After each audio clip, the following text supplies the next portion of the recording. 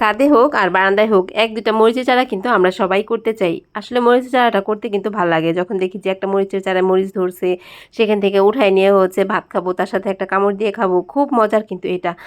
তো মরিচের চারা বসানোটা আমার হচ্ছে একটা একদম পুরা নেশা। শুধু এক ধরনের মরিচের চারা না, আমি যে কত কত রকমের বীজ সংগ্রহ করেছি, অনলাইন থেকে যে কত মরিচের বীজ এনেছি, মানে বলার বাইরে, আমি নিজেই বলতে পারি না এখন কোনটা যে কোত্থেকে নিয়ে এসেছি।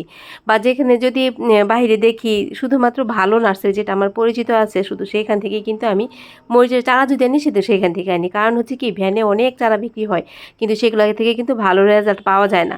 কারণ মরিচের চারার পেছনে অন্যান্য গাছে যত না পরিশ্রম করি, তার থেকে ডাবলের বেশি পরিশ্রম মনে হয় আমার মরিচের চারাই করতে হয়। কিন্তু এই যে বর্ষা আসছে বা বর্ষা আসতেছে, এখন যে একটানা বৃষ্টি হচ্ছে, এতে কিন্তু যতই পরিশ্রম করি না কেন, যতই যত্ন নিই না কেন, মরিচের চারা কিন্তু নষ্ট হবেই, মরিচের গাছ কিন্তু নষ্ট হবেই। অলরেডি আমার এখানে বেশ কয়টা মরিচের গাছ কিন্তু অলরেডি মারাও গেছে, মানে পাতাগুলো ঝরে যাচ্ছে, মারা যাবে। তো যাই হোক, মরিচ গাছগুলোতে অবশ্য আমার মরিচ ধরে গেছে, মরিচগুলো সব পেকেও গেছে। তো আমি এতদিন এই মরিচগুলো তুলি নাই, কারণ হচ্ছে এখানে ভিন্ন ভিন্ন ভ্যারাইটি, আর এই মরিচগুলো হচ্ছে আমি সবাইকে দিব, যেহেতু শীতের বীজের সাথে এই মরিচগুলো আমি সবাইকে দেওয়ার চেষ্টা করব। সেই জন্য মরিচ সংগ্রহ করার জন্য কিন্তু মরিচগুলোকে আমি রেখে দিয়েছি। এখন আবার একটানা বৃষ্টি হচ্ছে, বৃষ্টির মধ্যে মরিচ উঠায় নিয়ে যদি শুকাতেও না পারি ঠিকঠাক মতো, তাহলে দেখা যাবে আবার বীজটা সুন্দর হবে না। তো আজকে আবার বেশ রোদ উঠছে, সেই জন্য হচ্ছে মরিচ গাছগুলো যেগুলো পাকছে সেগুলো হলো সবগুলোই কেটে নিচ্ছি, কারণ এত পাকা আছে মরিচ, এখানে বসে বসে যে মরিচগুলো নিব, মানে সেই নিতে নিতে দেখা যাবে যে মাগরিবের আজান দিয়ে দিবে। তো সেই জন্য হচ্ছে শুকনা যেগুলো আছে সেইগুলো ডালাগুলোও কেটে নিচ্ছি। আবার মরিচ গাছ যদি আমি ছাঁটাই দিই, তখনও কিন্তু বেশ ভালো হয়। ছাঁটাতে ছাড়াতে কিন্তু লাঠি মরিচের ভালো চারাটাকে কিন্তু আমি কেটে ফেলেছি, এটা খেয়াল করি নাই। মানে একসাথে দুই ধরনের চারা ছিল, তো যেটা কাটবো সেটা তো কাটছি, তার সাথে আবার লাঠি মরিচের চারাটাও কিন্তু কেটে ফেলছি। তো বসায় এখন যদি কেউ মরিচের চারা না বসায়, আমি বলবো যে কোনো প্রয়োজন নাই, কারণ অতিরিক্ত যত্ন নিলেও দেখা যাবে যে মরিচের চারা ঠিক হবে না।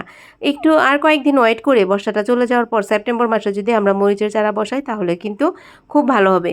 তবে মরিচের জন্য, চারার জন্য আমরা বীজটা অবশ্যই ভালো একটা বীজ নিব। আর যদি চারা আনি, সেটাও একটু আমরা পরিচিত নার্সারি দেখে নিব। আর মাটিটার সাথে আমরা অবশ্যই মাটিটাকে ঝুরঝুরে করে তৈরি করব। সেখানে কোকোপিট হতে পারে, সেখানে কাঠের গুঁড়ি হতে পারে, অথবা ধানের চিটা হতে পারে। মাটির সাথে সেগুলি সব কিছু মিক্স করে একটু রেখে দিব।